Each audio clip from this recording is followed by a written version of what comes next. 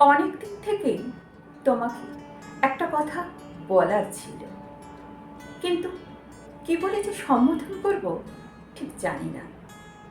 যা বলিলে দুজনেই অস্বস্তি এড়াবো, এমন কিছুই তো বলা উচিত, তাই না? স্বামীর প্রেমিকা, এমনটা কি কখনো বলা যায়? তুমি আমাকে চেনো না, তবে আমি তোমাকে চিনি। না না, দেখিনি কখনো।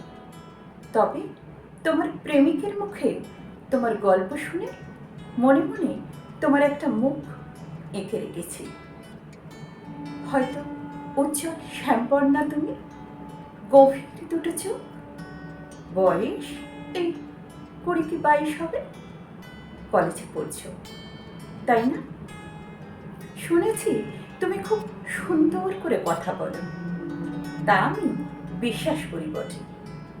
যখন গভীর রাতে ঘুম আসে না আমার দু চোখে, যখন বাতাসের শব্দ স্পষ্ট হয়, তখন আমি বন্ধ কাঁচের দরজার ওপার থেকে শুনতে পাই এক অস্ফুট ফোন আলাপ। ছি ছি, ভুল ভেবো না আমায়, আমি কখনো শুনতেও চাইনি তোমাদের কথা। কিন্তু আবেগ আবেগ কবেকার কথা শুনেছে বলো? তাই বন্ধ কাঁচের দরজা ভেদ করে সে শব্দ সীসার মতো আছড়ে পড়েছে আমার কানে।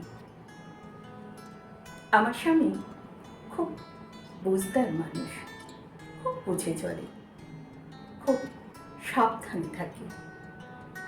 তবু ভুল হয়ে গেল, যেমন তোমার হয়। এই দেখো না, সেদিন দুপুরবেলা যে ওর বদলে আমি ফোনটা ধরলাম, ফোনটা কেটে গেল তড়ি ঘড়ি। বুঝলাম ওটা তোমারই ফোন ছিল, তবে এতদিন একটা আড়াল ছিল, আজ সে আড়ালটাও কেটে গেল।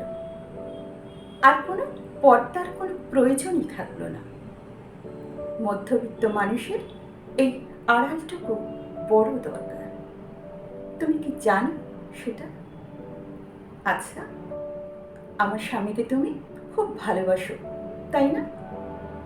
আচ্ছা, আমায় একটা কথা বলবে, ভালোবাসা ঠিক কাকে বলে?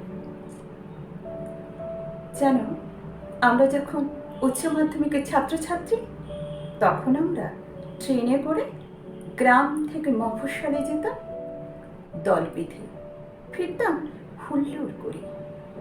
তখন একটা প্লাস্টিকের প্যাকেটে লাল রঙের পেপসি পাওয়া যেত। ওর কণ্ঠনালী পেয়ে নেমে আসা সেই তরলের দিকে তাকিয়ে থাকতাম অপলক দৃষ্টিতে। সেটা ভালোবাসা না? যেন বর্ষাকালে ওদের বাড়িতে তালের বড়া হতো, বিকালে ও পকেটে করে আমার জন্য নিয়ে আসতো। সেটা কি ছিল? ও যখন ডিম খেত, ডিমের কুসুমে একটু অংশ আমার জন্য বাঁচিয়ে রাখত। কি বলে তাকে? যেন আমরা একদিন দুজনে একটা গোটা সন্ধে কাটিয়ে দিলাম হরেক রকমের চপ খেয়ে। তুমি কি ছিলে সেই সন্ধ্যায় কোথাও? গ্রাম্য দুটো ছেলে মেয়ে একদিন কলকাতার গোটা পার্কে এবং শহরে ঘুরে বেড়ালো শহরে প্রেমকে তুড়ি মেরে উড়িয়ে। তুমি কি চেনো তাদের? গান গাইতে গেলে, সুর ভুলে গেলে ধরিয়ে দেবে তো, লিখে দেবে তো ওর ফরমাইশি কবিতা। ভাত খেয়ে উঠে গেলে থালায় জল ঢালতে ভুলো না যেন। তবু তবু আমরা একটা সমান্তরাল দাম্পত্যে থাকি। তুমি হয়তো ভাববে এটা আবার কি, এ আবার হয় নাকি? হয় গো হয়, অভ্যাসও এক ধরনের ভালোবাসা, ভরসাও বটে। সেই অভ্যাসে আমরা পরস্পরের কাছাকাছি আসি, আর তাতে প্রকটভাবে থাকো তুমি। আমার জীবনে প্রকটভাবে ফুটে ওঠে তোমার মুখ। তাই বলছি, একটু বুঝে চলো। এ বড় লজ্জা, এ বড় অপমানীয়। তবে এ অপমান গিলতে শিখেছি বহুদিন। শিখেছি মুখোশের হাসি। আমি খুব অগোছালো জানো, কোনো কিছুই ঠিকঠাক গুছিয়ে রাখতে পারি না, না ঘর বাড়ি না সংসার। এই যেমন দেখো না, নিজের জীবনটাও ঠিকঠাক গুছিয়ে রাখতে পারি না। তুমি কিন্তু পেরো, খুব সুন্দর করে ছবির মতো সব কিছু গুছিয়ে রেখো। সুন্দর মানুষ তোমরা, তোমাদের সব কিছু খুব সুন্দর হোক। তবে স্বামী আনা হয় না, পারলে ছাদ হইও, বিশ্রাম না আশ্রয় দিও।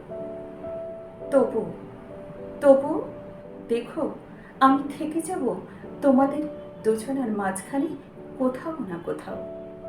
হয়তো পুরানো বিছানার চাদরে, পছন্দের পর্দায়, ঘরের রঙে, ডাইনিংয়ের আলোয়। সব মুছতে পারবে না তুমি, সব মোছা যায় না। আমি কখনো হারতে শিখিনি, আমি আজও হারব না। আমি সেদিনও হারব না, যেদিন তোমার মুখে ফুটে উঠবে আমার মুখ। ফুটবে, উঠবেই, উঠবেই। ইতিহাস তাই বলে। প্রার্থনা করি সে কষ্ট যেন তুমি সইতে পারো। আমরা থেকে যাব দুজনই কোথাও না কোথাও, একই মুদ্রার দুটি পৃষ্ঠা হয়ে। আমাদের নাম মধ্যবর্তিনী, আমাদের নাম মধ্যবর্তিনী।